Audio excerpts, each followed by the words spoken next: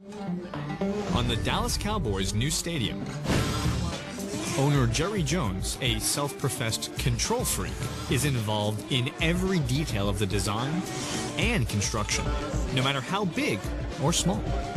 How long is our construction period? Jeff, show me what you're going to do to get me downstairs, or we would go through doors inside here.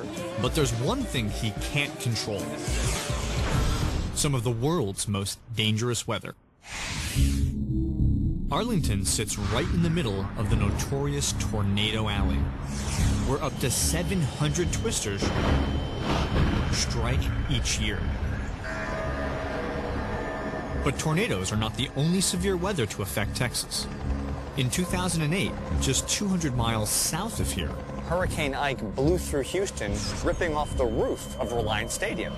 those winds topped 110 miles per hour, and tornadoes around here can gust even faster. So the engineers came up with a windproof solution, which is being installed right now atop the steepest retractable roof in the world. Look at this. It's like a ski slope. Did you see the pitch of this thing? 23 degrees is a fine number, but look at these guys. You see where my feet are? Look at my feet right now. I'm standing on an ice rink right now. All the tools, look at this. They literally bolt the tools down. So as you're walking on the roof, you otherwise would fall right up. Are you okay? What are the things I have to keep in mind on this roof? Well, one thing is 100% tied off when you're up here. Yeah. Yeah, 100% tied off. You always have your double lanyard so you can cross from cable to cable. All right. So the good news is we're tied to the rope. The bad news is I'm tied up to what looks to be like a bizarre spool of yarn. To stay on schedule, this crew must install over 8,000 square feet of roofing each day. That's made even more challenging by today's winds. You cannot put a single piece of material down and just leave it. No. Everything is tied down. Right, everything. When we started this job in the spring, we had the windiest spring we've ever had in Dallas. When you look at the wind forecast, they're talking about the wind at 14 feet above ground at the airport. You get up here 250, 300 feet in the air, and you can add 10 to 15 miles an hour. It's a lot of room.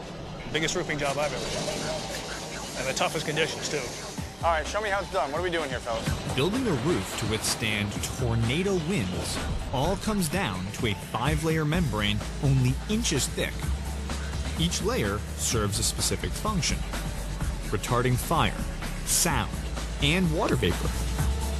And the most important layer, this thin blue vinyl barrier. This is a 10 mil plastic. It's taped down 100% on all the seams. This is just a double sticky tape. Beautiful. It equally distributes air pressure and keeps the roof from blowing off. And this is what you're actually screwing the whole sandwich down to the building with. Correct. Now, you're screwing this down because of wind? Yeah, oh yes, yeah. Because there's a kind of a funny thing is that as wind kind of careens over the building, actually makes that negative vortex and tries to pull the roof off the building. Exactly right. So you're actually trying to make sure the roof hangs on. Absolutely. To make the roof completely weatherproof, the top layer is an impermeable PVC membrane. This final step is what lets the rain hit the roof, slide on down the hill. Right into a very large gutter. Okay.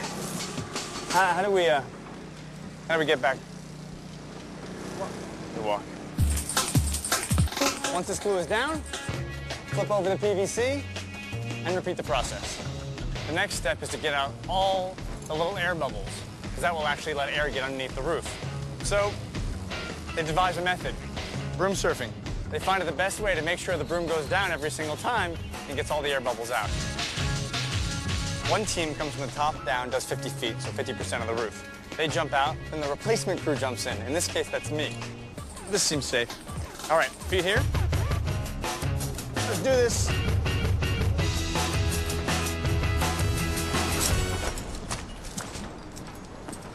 And we're okay.